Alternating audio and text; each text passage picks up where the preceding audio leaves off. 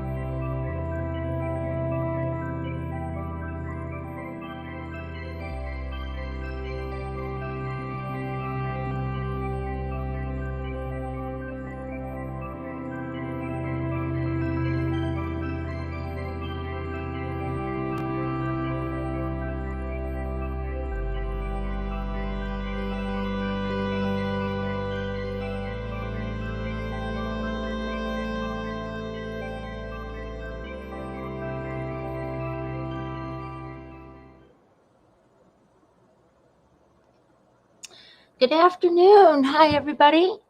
Excuse me. I hope you all have had a really good week. It's been crazy out my way.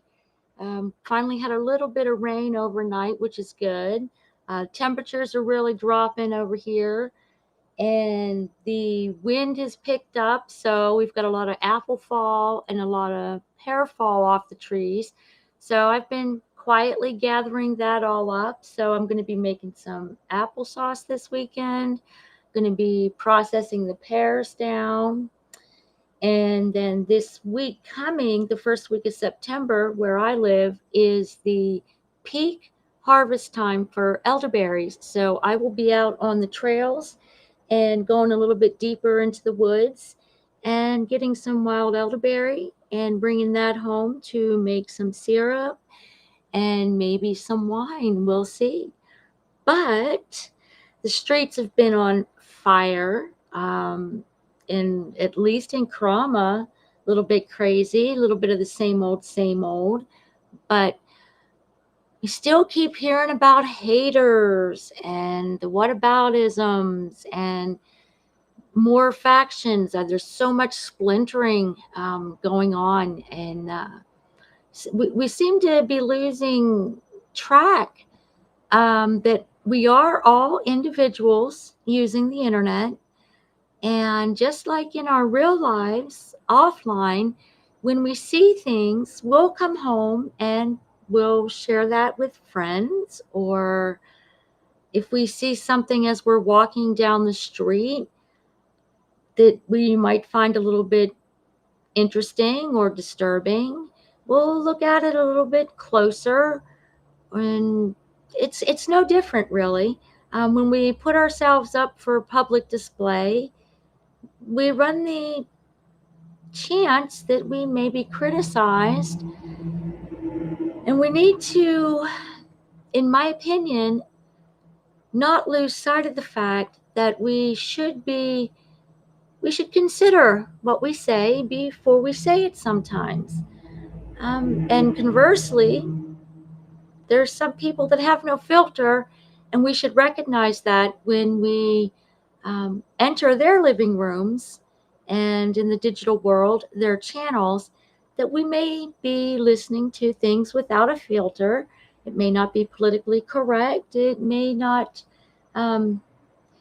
even agree. We may not even agree with everything that's going on, but that lends itself to a productive discourse. And in the grand scheme of things, on social media has given rise to the haters, and it's become part of the zeitgeist. So we're going to talk about that today. This won't be a long stream, But I appreciate y'all that are coming in and those that will watch it on the replay. Please leave a comment afterwards. I was thinking about maybe coming back with an open panel later. If that's something you'd be interested in, just let me know, and we'll see if we can make that happen. In the meantime, let's jump right on into this.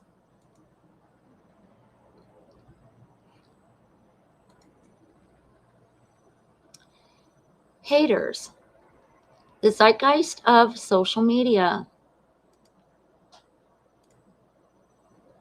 Zeitgeist in social media. Zeitgeist is the defining spirit or mood of a particular period of history, as shown by the ideas and beliefs of the time, the general moral, intellectual, and cultural climate of an era. Zeitgeist in German is time spirit. We Frosty, hey, thank you so much for coming in. It's been a little bit. Haven't seen you, but I haven't been around much either. So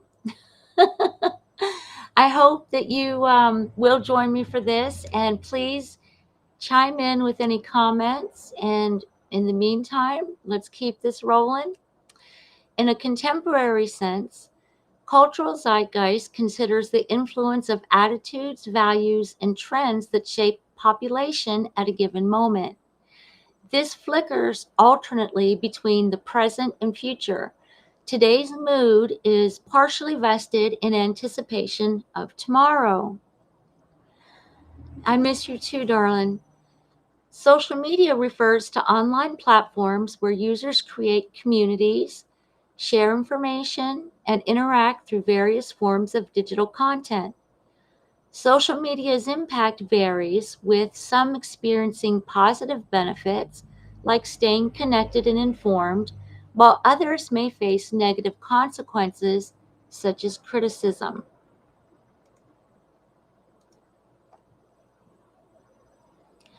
This is where it begins: Facebook, X, formerly Twitter, YouTube, TikTok.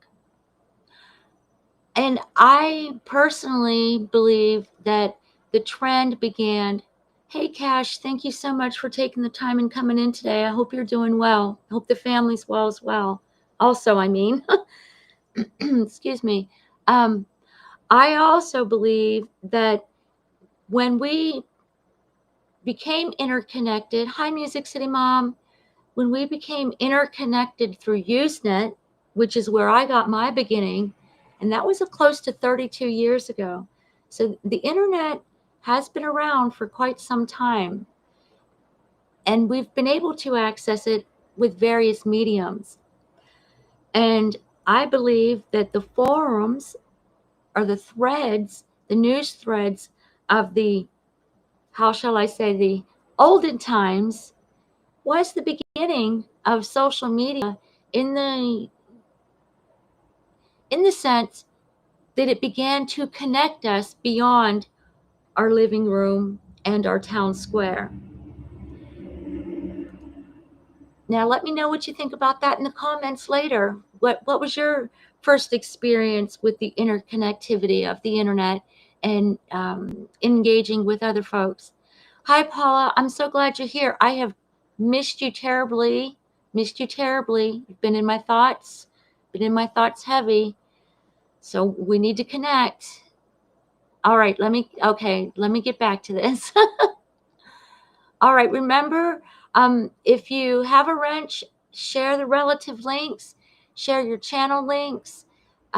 Make sure We Frosty's link gets in there. Make sure Paula Bible Use link gets in there. And let's keep this rolling. Okay. Don't believe your lying eyes. Critique political or social situations where a leader or group denies clear evidence and pushes a false narrative. It is a cynical jab at gaslighting and propaganda. Relationship dynamics. In the context of narcissistic relationships, victims might struggle with their perceptions due to manipulation, making the phrase a reminder to question what they are seeing. And you'll see where this ties in as we move forward.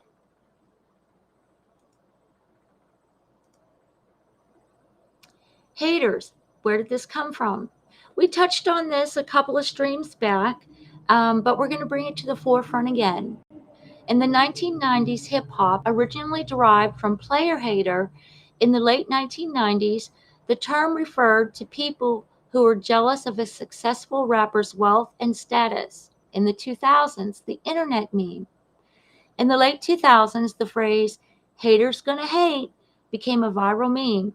It was used to display a defiant attitude towards critics, shifting the term's meaning from a specific critique of envy to a broader expression of self-confidence. In the 2000s pop culture, the term entered the pop mainstream, notably with Taylor Swift's 2014 hit, Shake It Off, which included the lyrics, haters gonna hate. This further cemented the phrase as a playful yet dismissive response to critics. I bold printed that because it is a dismissive response to critics. We're losing the ability to think critically and ingest the negative comments that we may see about ourselves or our our content, our artwork, our writing, um, our opinions, and then it's the knee-jerk reaction. We've become such a reactionary society in the 140 character cycle that we currently find ourselves in. So, keep that in mind, and it's never more present than in what is being coined the Krama community, the opinion community, the lolcow community. And for those of you that are old timers here, we saw this in the truther movement, we saw this in the consciousness community, and we saw it in Fed. Effie was rife with it after a certain period of time, and the splinter groups formed. It's that negative reinforcement. So you have those anti-communities start forming, and then the person that they're formed against, it's haters and they're jealous. And let's understand there is a difference between jealousy and envy. They do not mean the exact same thing. And I really, that's just kind of like a pet peeve of mine. Like we have the so-called grammar police with peek, peek, and peek, you, and your. So envy and jealous aren't the same thing. And I'm going to do my best not to go on side quests. How do we escape from Krama? It sucks here. Yeah, I agree 100%. And you have to divorce yourself from it. And after some of the things that I saw last night, I caught up on them in the wee hours this morning because I had to be up for some tests and everything. This may just be the last time I bring up these topics relative to that particular community. Paula can attest to Bible, you can attest to the fact, and Chow can attest to the fact we had to eventually separate ourselves from a community that we were all very active in because it was just too toxic. It just became far too toxic, and constructive criticism became outright attacks. And I'm not talking about the snarky BS. I'm like what we're seeing here for doing FOIAs on fellow creators, going down deep, bottom of the balls type of stuff. It's nasty. It was that nasty. And it's not where I want to be at this point. I feel like I don't really have much much more to contribute, because I don't want to find myself getting back into doing the back and forth. I've been there, done that before, and I don't ever want to get back into that mindset. I've had a lot of personal growth since my FE days, and I see this these factions within when I first came here, I thought was true crime to correct misinformation. And in correcting misinformation, you started watching certain creators, and then you started seeing behaviors and words and attitudes and actions that began to outweigh the actual reason we were there. It became, now there's personality conflicts that are happening, and I'm at the point now. Listen, if some of these people were out and about in the world, they're probably not people that I would interact with. So why do I want to just sit and listen to pick apart something? I personally, I have no desire to do that. So hopefully with my little bits of presentation, people can gain a better understanding, or at least open that door back up again within themselves to do a little bit of self-reflection. And if that's coming off as being um, bitchy or high horsey or opinionated, so be it. Okay.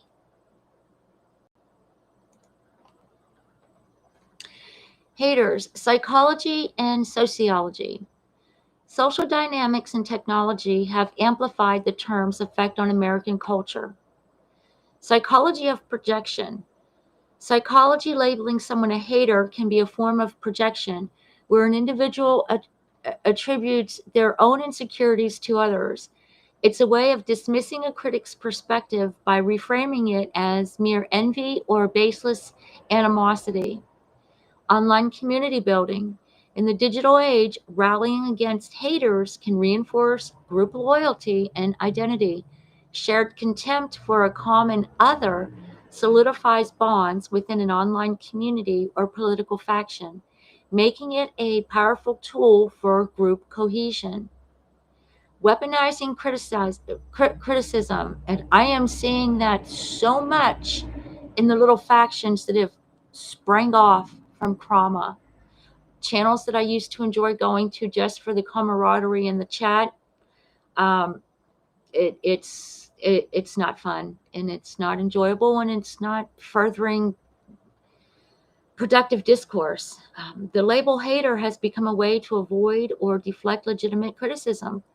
By labeling a problem articulator as a hater, public figures and influencers can sidestep accountability. Pay attention to that. For additional reading, you can go to npr.org and look up "Haters Are Going to Hate This Story." Okay. Okay. Thank you, Paula, for bringing that up. I think I tried looking over there once before, and I was having issues, and then I ended up being sidetracked off the internet due to some real life issues. So I will go back and check that out. Thank you for bringing it back up. I appreciate it. Okay. I'm going to get back to the presentation. I got side quested and rambled a little bit. I apologize, y'all. Continuing, haters reflects a culture grappling with online negativity, fractured social discourse, and the reinterpretation of success. The term has evolved from hip-hop slang into a mainstream dismissal of criticism, blurring the lines between legitimate dissent and pure animosity.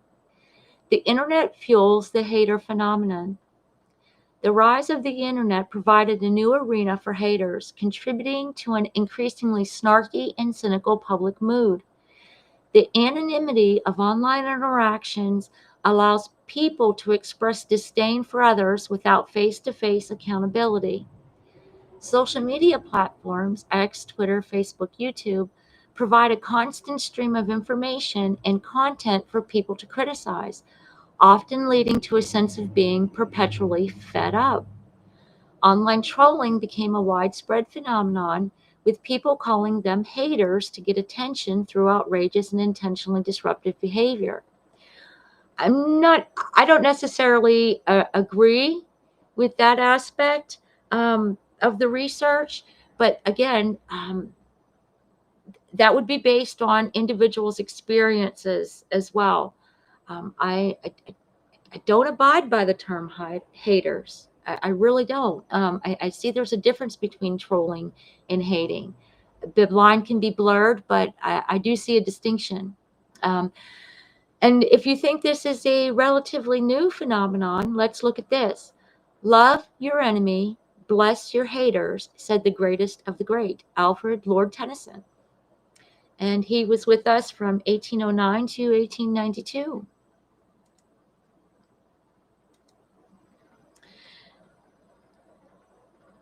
Okay.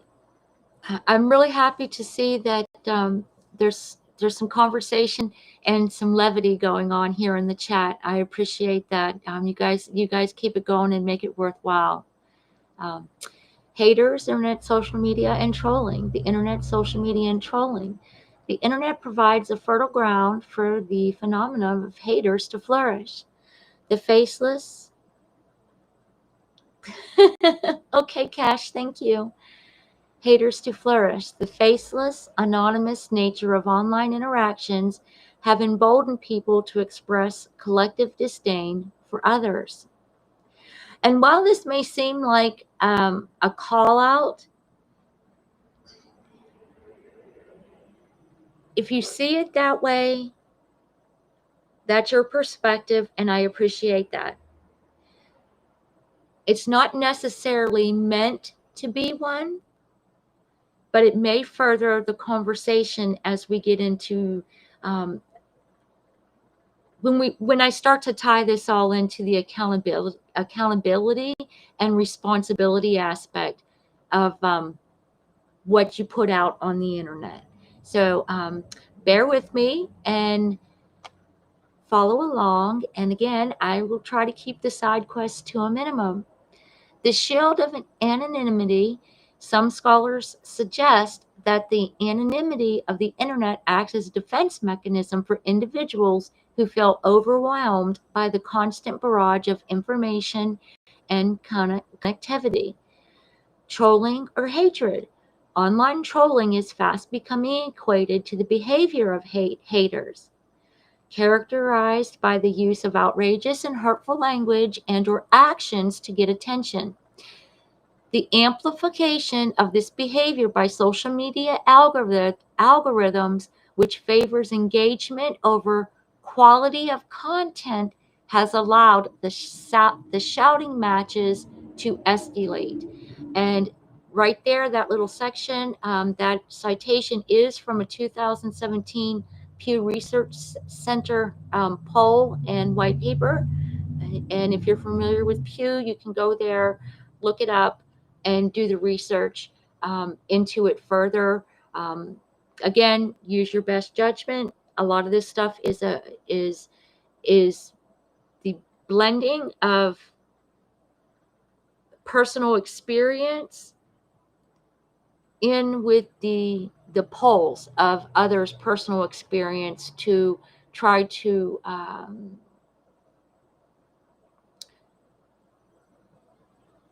formulate to try to see if there's a causation.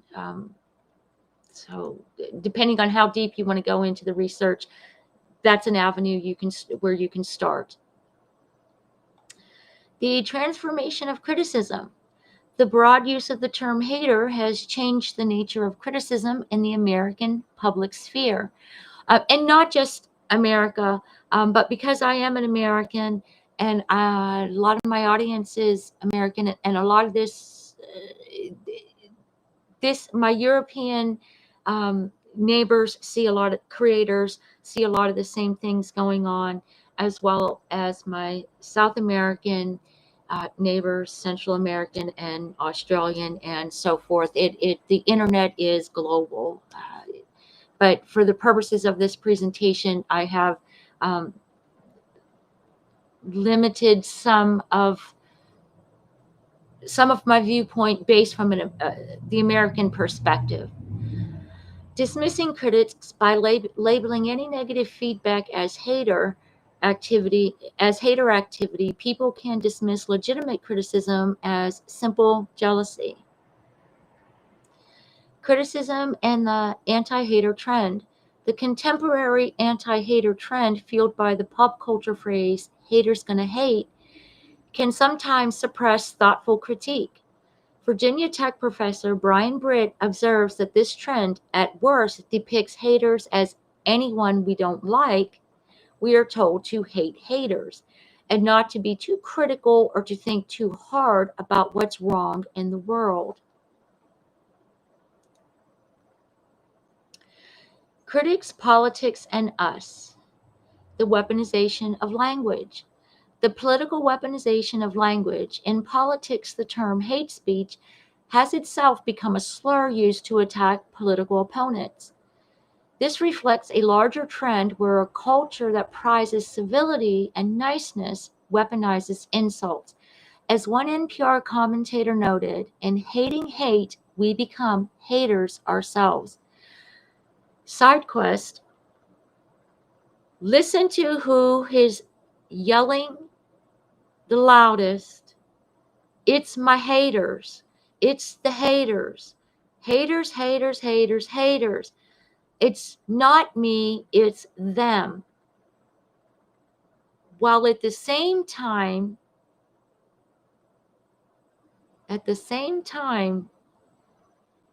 saying some pretty vile stuff about others.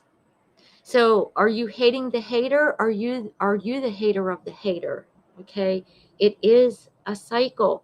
And I'm not going to apologize for the fact that I think there's a whole lot of people that should put the mirror, should really stream in front of a mirror, and that's my opinion. That is my opinion. A reflection of cultural frustration.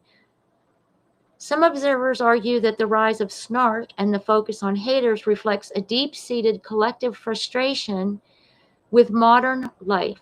Issues like the 24-hour news cycle, the overwhelming nature of social media, and the sense of entitlement combine to create a cynical and easily annoyed culture. Isn't that the truth? That can go back to a 2021 NPR research article. Hate is a very base, self-destructive emotion. Absolutely 100%. It is, Cash. Agree with that. Detest and despise, yes, but hate, no. This is exactly what is happening now. Lots of loud yelling with little honest communication. 100% we're yeah, flipping Americans. I agree with that sentiment as well. And again, so much is being clouded. Again, I've been here for almost 24 months, and I've seen the community that I entered splinter off. It's like clockwork. Once you hit that 2-year period, it's equivalent to the 7-year itch. Yeah, you got to go. The personalities get involved, and the first thing that is seen as a slight that is taken personally, you got to pop that live button and pitch a bitch and go at it. So then a community starts forming around that slight, and now we are into backbiting, back and forth. I've got a lot of opinions based on some observations, and yeah. And again, they're my opinions, and I will keep them to myself because, again, I'm not here to get into a back and forth with anybody. I'm just these little presentations are a lot my opinion based on observation, but founded that have a foundation in research and more learned individuals' opinion, or theories. Take it for what it is. I know I'm just opening the door for y'all to think, okay, I'm side questing. Okay, back on track. Sorry, y'all. Haters, what did the AI have to say? And I got this because what we've seen of late, I'd say probably primarily in the last 3 months, is everything is the Google AI synopsis, and forgetting that there's a little note there that says what this AI is telling you may not be correct. So when you go off your little AI synopsis, but you have no citations, you don't have legitimate citations. Again, that ends the it begins to skew your thought process. We're beginning to think in 140 character synopsises, and it's eroding our critical thinking and our objectivity, in my opinion. But the AI said the paradox of the American hater. Ultimately, the American zeitgeist around haters is a paradoxical one. On one hand, it can be a tool to overcome negative influences and promote self confidence. On the other hand, it can become a tool for silencing dissent, dismissing legitimate critiques, and insulating oneself in a filter bubble of self affirmation. The modern hater is less a figure of genuine threat and more of a convenient scapegoat. Let's read that again. The modern hater is less of a figure of genuine threat and more of a convenient scapegoat, reflecting a culture that has become adept at labeling and dismissing anything that causes discomfort. And a machine, a machine said this, okay? The machine said this. And this is the sentiment that myself and I know a whole lot of other people have been saying, but we've been dismissed again as haters for even saying this phrase. But the machine even has picked up on that. So I don't know. I find that I found it tickled my funny bone, if you will. So here we go. By labeling a problem articulator as a hater, public figures and influencers can sidestep accountability. So we're okay, Cash. You have yourself a great day. Thanks for coming in. I really appreciate it. Now, what? How about some accountability? Public display invites criticism. Criticism doesn't equal hate, and criticism can lead to personal growth. I fear the day that technology will surpass our human interaction. The world will have a generation of idiots. This is often attributed to Albert Einstein. So, go back to the accountability factor in labeling a problematic articulator as a hater. So, like I said, now what? How about some accountability? Accountability online. To take accountability online, issue a clear, timely, and specific apology that accepts full responsibility for your actions without making excuses. The apology should be made on the same platform where the harm or problematic behavior, actions, or statements have occurred, and should be followed by concrete actions that demonstrate a commitment to change.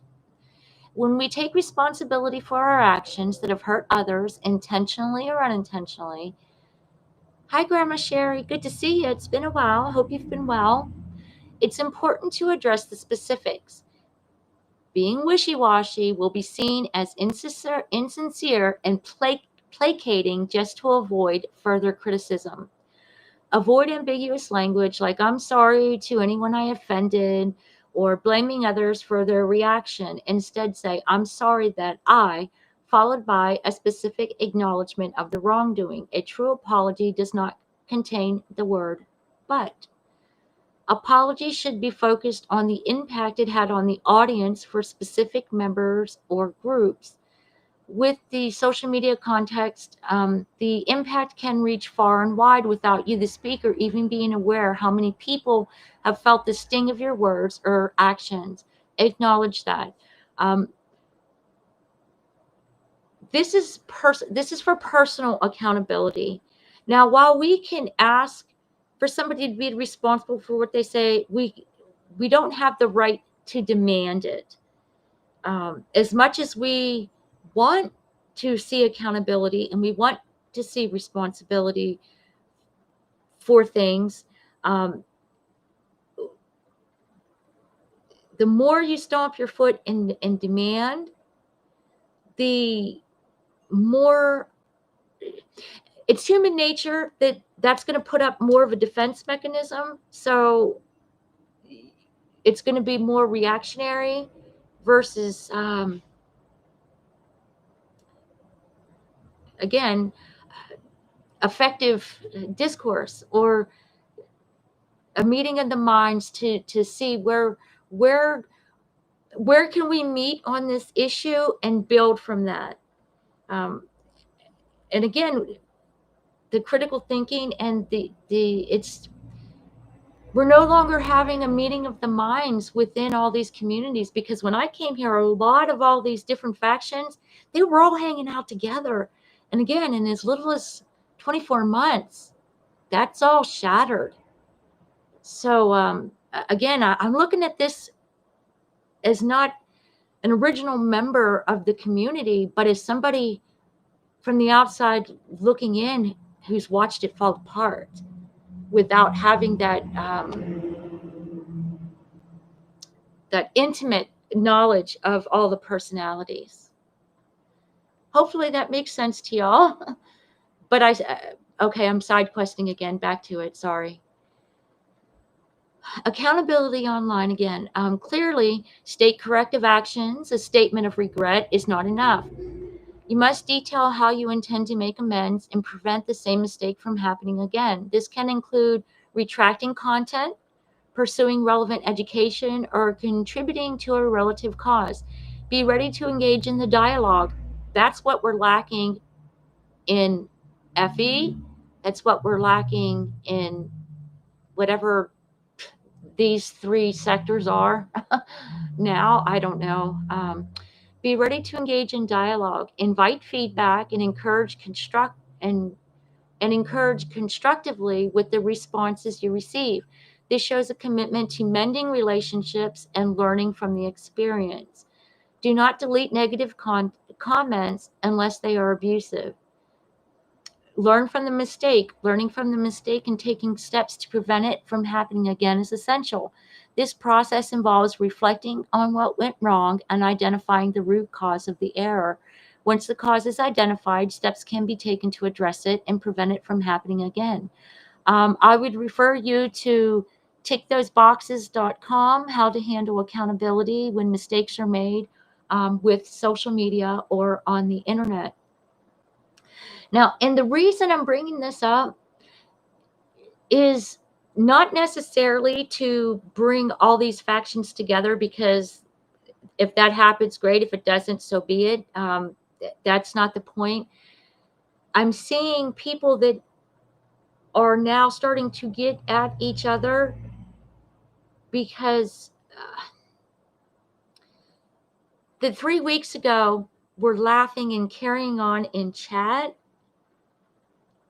but because they don't agree with everything the host of that chat or that content creator or that channel host says, is now causing conflict well, you said this about so and so, can't you see her point? I don't think any of us need white knights. We don't need shills running around trying to advocate for our point. If we have valid points, they'll stand on their own. So that just yeah, and that's just the older lady in me coming out with like, come on, kids, let's settle down. We all don't have to agree on everything, and if we did, gosh, it'd be more dystopian than where we're at now, in my opinion. Online accountability, and this leads me to I don't have to give a shit. Consequences for failing to take accountability. Avoiding accountability for online behavior has several negative repercussions. It erodes trust. Refusing to own mistakes erodes trust and can permanently damage personal or professional reputation. Causes further harm. Ignoring a problem or reacting defensively can worsen a situation and cause more harm to those already hurt. Stunts personal growth. Owning mistakes is an important part of personal growth. Blaming others and failing to reflect on actions means you are more likely to repeat them. And oh, dang it, I just see so much blaming others. When it's, again, right back, don't believe your lying eyes. Yeah.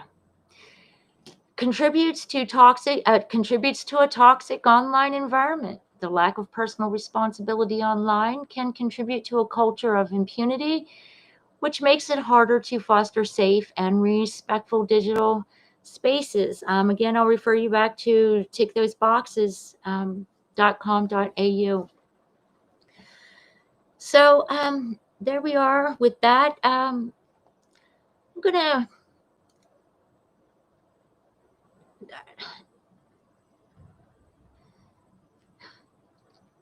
I'm gonna share something, and y'all can take it how you're gonna take it, but here goes. Accuse your enemy of what you are doing as you are doing it to create confusion. Karl Marx. I hope everyone is paying attention to everything, not just your little corner of YouTube or TikTok.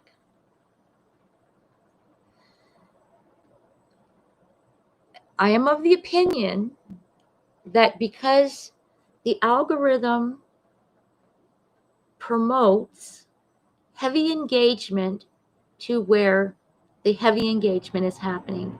Heavy engagement, we've discussed this before, several streams back. Negative engagement is being pushed. The more we engage in the negative, the more we're going to see it.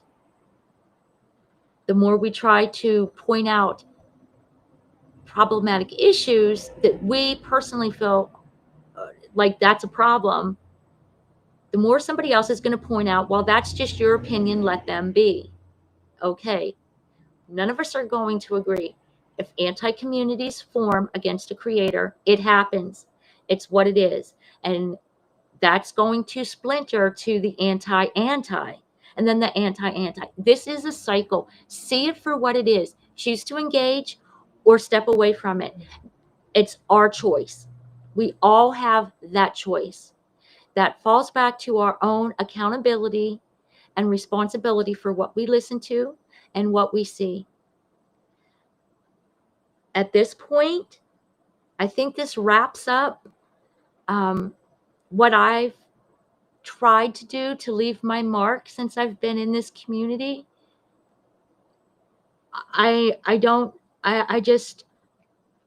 just at a loss. It's reached a point where it's beyond what I want to engage in. So with that, oh, Methane, very good point. Remember, always blame the top of the food chain, not the end user. Yeah. People always weaponizing previous friendships simply to score a low blow. Yeah, that has really. I'm not one to swear, but my hashtag, if you know, you know what it is. That's where I'm at with a few people as well. I've seen it, and I've yet to see why certain people are evil and backstabbing, because there's been no evidence.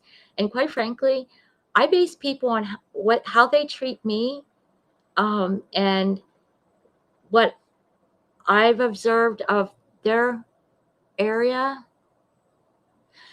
Paula, you're right there with me. No, I'm not going anywhere per se, Wee Frosty, but I think I'll sidestep with you. And Paula, I agree. I'm just waiting as well. And it's sad, because I'm not in my 30s. I'm old enough to be a lot of these creators that I've watched over the last almost 24 months. I'm old enough to be their mother. um, a lot of them. And again, I just see things that it's like, wow. It's sometimes that's all you can do is say, wow. And again, a lot of it's none of my business. But at the same token, if I'm walking down the street and I see somebody fall out, I'm going to ask if they're okay. If I don't get a response, I'm going to check for a medic alert bracelet. If I don't see that, I'm going to look around. What's going on? And then I'm going to ask somebody, hey, we need to get somebody help. Okay, that's human nature. It's what we do. It's what we're supposed to do, okay? At least for me, that's my personality. I want to help. And it's too much anger for anger's sake. And some things that have been brought up, again, we never know who's out there listening. And when it comes back on repeat to a whole new set of people, I'm not responsible for anybody else's feelings. I'm not responsible for how somebody else is going to react to what I put out on this public platform. They're going to have their feelings. But I also need to recognize that someone is going to probably have a reaction to what I've had to say and be prepared for it. Will I seek it out? Probably no. No. I learned, again, 32 years on the internet, even in the small little Usenet sphere, I learned a long time ago, protect my own peace. Let people talk about you. Let people call you trash. Let people call you a know-it-all. The more they're talking about you, the less they're leaving somebody else alone, I guess the old saying, but I don't know. As cliche as it is what it is. I know what the is nowadays. And when somebody shows you their true colors, don't try to repaint them. And I'm going to leave it at that. I thank you all for being here with me in chat. I know I've side quested a little bit, but hey, I think it was a productive conversation.